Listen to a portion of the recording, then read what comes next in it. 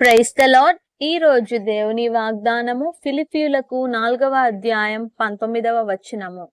కాగా దేవుడు తన ఐశ్వర్యము చొప్పున క్రీస్తు యేసునందు మహిమలో మీ ప్రతి అవసరమును తీర్చును.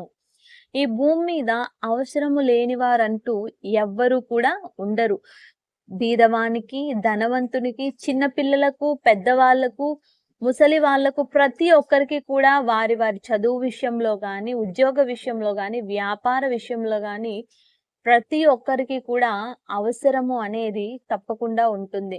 కానీ ఆ అవసరము మన జీవితంలో నెరవేరుతుందా, తీరుతుందా లేదా అనే అనుమానంతో మనం చింతింపకుండా మన పక్షాన ఉన్న దేవుడు అద్భుతకరుడు, ఆశ్చర్యకరుడు అని నమ్మి ఆయన్ను విశ్వాసముంచి ఆయన దగ్గర మన అవసరమును పెట్టి ప్రార్థించినప్పుడు దేవుడు తప్పకుండా ఆయన తన ఐశ్వర్యము చొప్పున క్రీస్తు యేసునందు మహిమలో మన ప్రతి ఒక్క అవసరమును కూడా దేవుడు తప్పక తీరుస్తాడు.